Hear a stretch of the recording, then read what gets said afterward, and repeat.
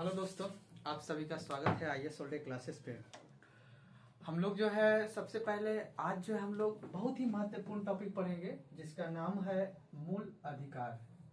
मूल अधिकार, ठीक है। मूल अधिकार जिसे हम लोग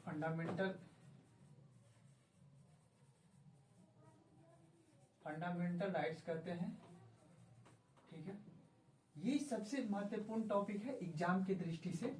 जैसा कि आप लोगों को पता है कि अभी बीपीएससी का 70वीं का एग्जाम है, जिसमें कि लगभग देखिए पॉलिटी से आपको लगभग 7 से 8 10 सवाल के लगभग दिखेगा, 10 से 12 सवाल दिखेगा, जिसमें कि मूल अधिकार से लगभग आपको 1 से 2 सवाल 100% आपको 100 नहीं 90% आपको लगभग चांस बनेगा कि मूल अधिकार से जो है आपका सवाल देखने को मिलेगा। तो देखिए सबसे पहले तो आपको ये समझना है कि जो ये मूल अधिकार है, ये मूल अधिकार जो है ये संविधान के भाग नंबर 3 में है, ठीक है। एक तो ये सवाल भी पूछ सकता है कि संविधान के कौन से भाग में मूल अधिकार है, तो एक चीज ये देख लेना है। दूसरा आपको पूछ देगा अनुच्छेद। अनुच्छेद जो है ये अनुच्छेद 12 से लेके 35 तक है। 12 से लेके 35 तक जो है मूल अधिकार के बारे में बताया गया है, ठीक है। उसके बाद जो है ये कभी पूछ सकता है कि स्रोत याद रखना है ये कि यहाँ से लिया गया है, अमेरिका से लिया गया है। तो सबसे पहली बात ये 3 बात याद रख लेना है कि मूल अधिकार संविधान के भाग नंबर 3 में है और अनुच्छेद संख्या 12 से 35 के बीच है, स्रोत ये अमेरिका से लिया गया है। तो आपको जो है एक तो याद रखने के लिए भी आपको हम बता देते हैं, तो एक चीज तो आपको समझ लेना है, ठीक है। तो ये मूल अधिकार चैप्टर आप लोग लिख लीजिएगा, मूल अधिकार, ठीक है। तो फर्स्ट ऑफ ऑल अगर हम आपको बताएं मूल अधिकार, ठीक है, तो देखिए मूल अधिकार, ठीक है। तो सबसे पहले अ से अधिकार, अ से अमेरिका, ये भी याद रख सकते हैं आप लोग कि किस देश से मूल अधिकार लिया गया है, तो अमेरिका से लिया गया है, ठीक है। अब सबसे पहली बात तो आपको ये जान लेना है कि जो मूल अधिकार है, ये मूल अधिकार की जो मूल अधिकार है, मूल अधिकार आपको याद रख लेना है। मूल अधिकार की संख्या मूल संविधान में थी कितनी? 7। मूल संविधान जब संविधान 1950 में जब बना था, 26 जनवरी 1950 को जब संविधान लागू हुआ, तो उस समय मूल अधिकार की संख्या थी 7, ठीक है। और वर्तमान में मूल अधिकार की संख्या कितनी है? 6। अगर आपसे पूछ दिया जाए कि मूल अधिकार की संख्या मूल संविधान में कितनी थी, तो 7, और वर्तमान में मूल अधिकार की संख्या कितनी है? तो 6। तो वर्तमान में कितनी है? तो 6। तो हटा कौन सा है? तो याद रखना है आपको कि 44वें संविधान संशोधन, ठीक है, 44वें संविधान संशोधन, 44वें संविधान संशोधन 1978 में आर्टिकल 31 संपत्ति के अधिकार को हटाकर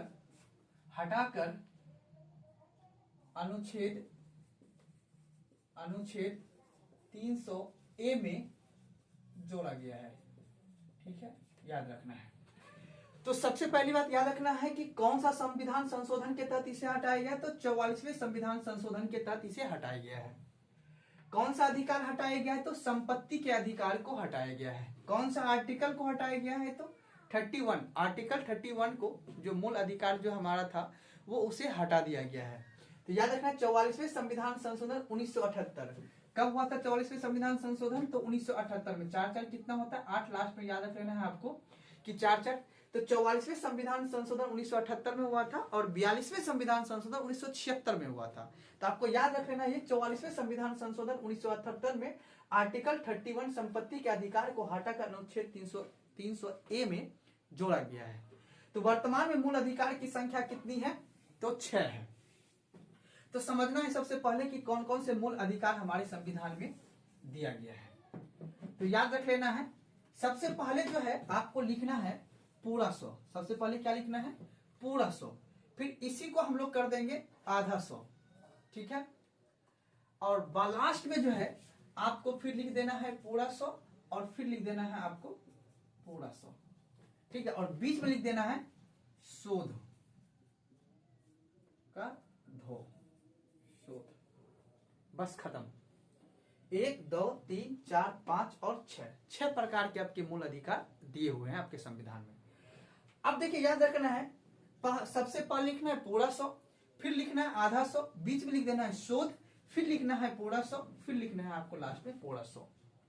अब इस दोनों 100 में आपका कंफ्यूजन होना है, तो याद रखना है उपचार हमेशा लास्ट में होता है, उपचार हमेशा लास्ट में होता है। तो यहां पे अभी बताएंगे आपको, तो एक एक करके समझते हैं। 100 से क्या होगा, समानता का अधिकार, क्या हो जाएगा,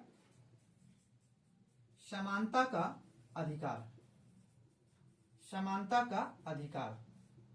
आधा 100 से क्या हो जाएगा, स्वतंत्रता का अधिकार, स्वतंत्रता का अधिकार। और इससे क्या होगा, शोषण के विरुद्ध, शोषण के विरुद्ध अधिकार। ये क्या होगा, धार्मिक स्वतंत्रता, क्या होगा, धार्मिक स्वतंत्रता। अब इस 100 में कंफ्यूज होना है, तो याद रखना है लास्ट जो है उपचार में होता है। याद रखना है संवैधानिक, संवैधानिक उपचारों का, संवैधानिक उपचारों का अधिकार, संवैधानिक उपचारों का अधिकार। और इस 100 से होगा संस्कृति, संस्कृति एवं शिक्षा का अधिकार, संस्कृति एवं शिक्षा का अधिकार। इस चीज को जान लेना है हम लोग को। तो याद रखना है समानता का अधिकार, स्वतंत्रता का अधिकार, शोषण के विरुद्ध अधिकार, धार्मिक, धर्म की स्वतंत्रता, संस्कृति एवं शिक्षा का अधिकार और संवैधानिक उपचारों का अधिकार। ये 6 प्रकार के अभी वर्तमान में हमारे पास मूल अधिकार दिए गए हैं। ठीक है, तो याद रख लेना है। तो अब देखिए हमको समझना है अनुच्छेद। तो मैंने आपको बताया था कि जो अनुच्छेद है वो कितने से है, 12 से लेके 35 के बीच दिए हुए हैं हमारे संविधान में, 12 से लेके 35 के बीच दिए गए हैं। तो अब देखिए उसमें जो है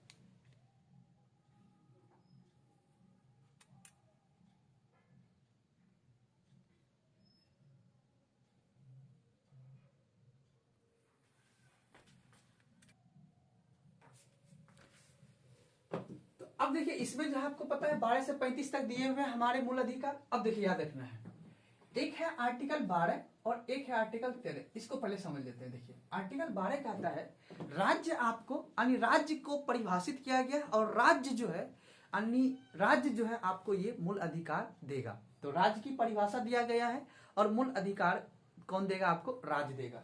आर्टिकल 13 में कहा गया है कि यह न्यायालय द्वारा क्या है, मान्य है। यानी जितनी भी मूल अधिकार आपको दिया गया है, अगर इसका, अगर आपके मूल अधिकार का कहीं वायलेंस होता है, आपका फंडामेंटल राइट्स का कहीं वायलेंस होती है, तो आपका क्या है, ये न्यायालय द्वारा मान्य है, आप कोर्ट जा सकते हैं, आप न्यायालय जा सकते हैं। लेकिन जब हम इसी के बाद जब अगला भाग पढ़ेंगे आर्टिकल 37 पढ़ेंगे, यानी आर्टिकल 37 डीपीएसपी में आता है, जो कि आगे हम समझाएंगे। डीपीएसपी में कहता है कि आप न्यायालय द्वारा ये मान्य नहीं है। तो याद रख लेना है, ये कभी कभी एग्जाम पूछ देता है आर्टिकल 13 और आर्टिकल 37 में क्या अंतर है, ये आगे चल के हम लोग समझेंगे। लेकिन आप लोग इसको मुख्य रूप से याद रखना है, आर्टिकल 12 और आर्टिकल 13। आर्टिकल 13 न्यायालय द्वारा मान्य है, जिसपे आपका कोर्ट जा सकते हैं। अब कहानी स्टार्ट होता है आर्टिकल 14 से। देखिए याद रखना है, तो सबसे पहले आपको इसमें याद रखना है एक ट्रिक, 5 4 2 4 2 4 याद रखना है इसमें, 5 4 2 4 2 4 क्या है ये। तो 5 उंगली पे रखना है आपको, 14 से स्टार्ट करना है, 14 15 16 17 और 18। तो 14 से 18 क्या हो जाएगा आपका, समानता का अधिकार, और 4 है ये, तो 19 20 21 और 22, 4 है 19 20 21 और 22। तो 19 से जो 22 है आपका क्या हो जाएगा, स्वतंत्रता का अधिकार आ जाएगा। 23 से 24 आपका क्या आ जाएगा, शोषण के विरुद्ध अधिकार हो जाएगा। और 25 से 28 जो है आपका क्या आ जाएगा, धार्मिक स्वतंत्रता आ जाएगा। और 29 से 30 आपका आ जाएगा संस्कृति एवं शिक्षा का अधिकार आ जाएगा। 31 हट गया है और आपका आ जाएगा 32 से जो है 35 आ जाएगा आपका संवैधानिक उपचारों का अधिकार। फिर से मैं एक बार रिवीजन करा देता हूं आप लोगों को।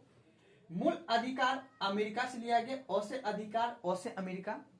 मूल संविधान में अधिकार की संख्या 7 थी, वर्तमान में मूल अधिकार की संख्या 6 है।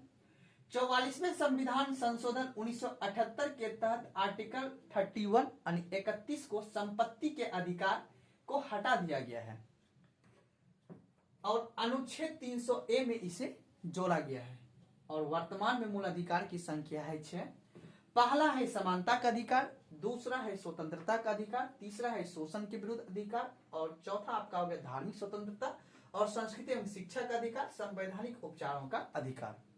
समानता का अधिकार आपका 5 है, ठीक है, 5 4 2 4 2 4, ये मैंने ट्रिक आपको बता दिया। 14 से 18 आर्टिकल के बीच समानता का अधिकार है। 19 से 20 आर्टिकल के बीच आपका स्वतंत्रता का अधिकार हो गया। शोषण के विरुद्ध अधिकार 23 से 24 है और धार्मिक स्वतंत्रता 25 से 28 है। संस्कृति एवं शिक्षा का अधिकार 19 से 30 है, 29 से 30 है और संस्कृति संवैधानिक उपचारों का अधिकार 32 से लेके 35 के बीच है। ये आपका मूल अधिकार का बेसिक हुआ। अब हम लोग समझेंगे समानता के अधिकार क्या है, ठीक है। तो चलते हैं हम लोग समानता के अधिकार में हम लोग समझने का प्रयास करते हैं समानता के अधिकार, ठीक है।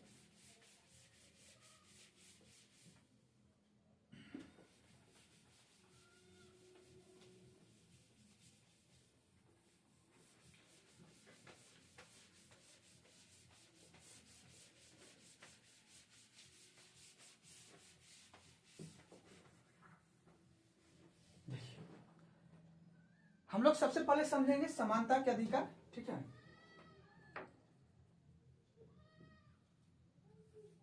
समानता के अधिकार। समानता के अधिकार की अगर बात करें तो समानता के अधिकार आर्टिकल 14 से लेके 18 के बीच पड़ता है समानता के अधिकार, ठीक है। तो हम लोग समझने की इसमें प्रयास करते हैं समानता के अधिकार में। देखिए ये आर्टिकल 14, आर्टिकल 15 और आर्टिकल 16 और आर्टिकल 17 और article 18। Article 14, article 15, article 16, article 17 और 18, इसमें क्या क्या प्रावधान है इसके बारे में हम लोग थोड़ा सा समझ लेते हैं, ठीक है। देखिए सबसे पहला क्या है, कानूनों में समानता यानी विधि के समान संरक्षण या विधि के समान समानता का अधिकार, यानी विधि के समान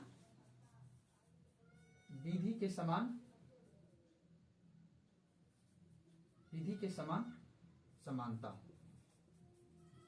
विधि के समान यानी कानून के नजर में सब क्या है, बराबर है, ऐसा कौन कहता है, आर्टिकल 14। विधि के समान समानता, आर्टिकल 15 कहता है धर्म, जाति, लिंग, जन्म स्थान, धर्म, जाति, लिंग, जन्म स्थान के आधार पर भेदभाव नहीं किया जाएगा,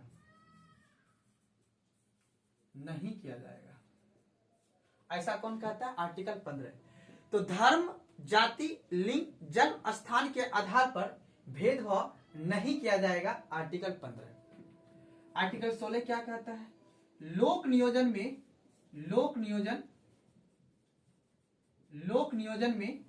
समानता, लोक नियोजन में नौकरियों में समानता की बात की गई, लोक नियोजन में समानता। आर्टिकल 17 कहता है अस्पृश्यता का अंत, यानी अनटचेबिलिटी की भावना को हमारे देश से क्या करना है, खत्म करना है। अगर कोई व्यक्ति किसी दूसरे व्यक्ति के साथ जाति के आधार पर या लिंग के आधार पर किसी दूसरे के साथ छुआछूत की भावना करता है तो आर्टिकल 17 के तहत उसे कानूनी घोषित कर दिया जाएगा, यानी कानूनी अपराध को माना जाएगा। अब आता है आर्टिकल 18, उपाधियों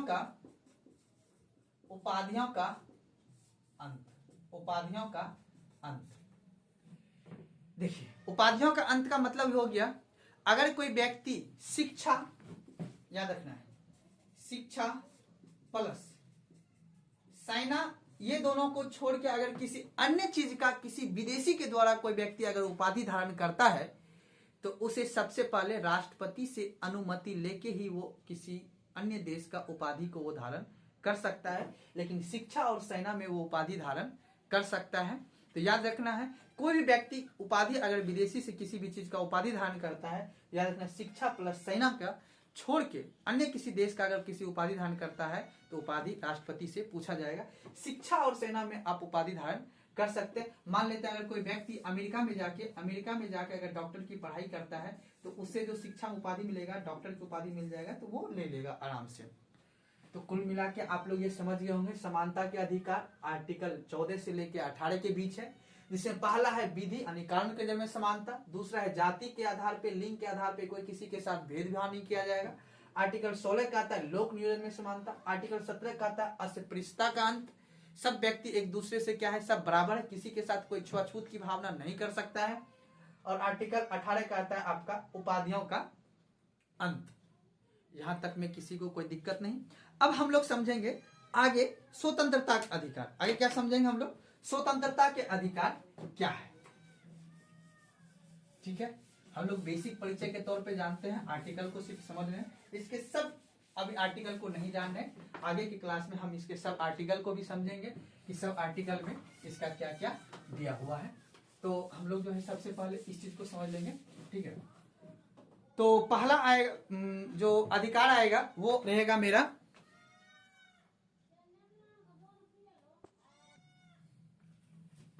अब हम लोग पढ़ेंगे स्वतंत्रता का अधिकार।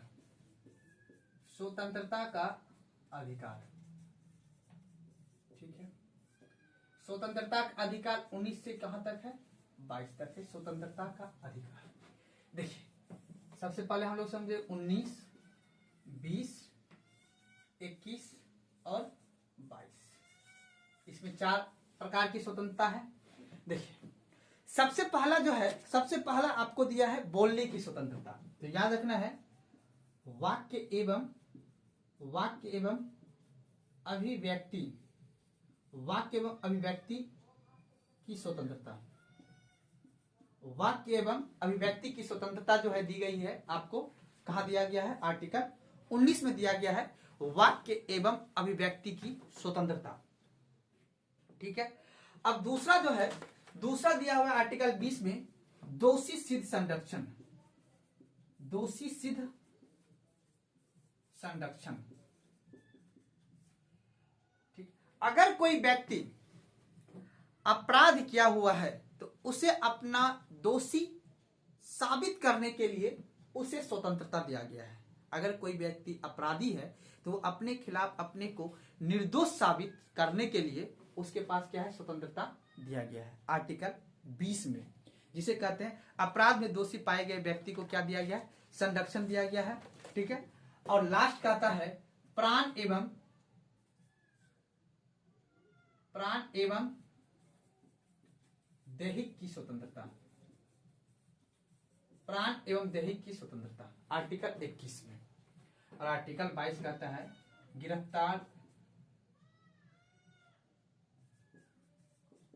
गिरफ्तार निरोध संरक्षण।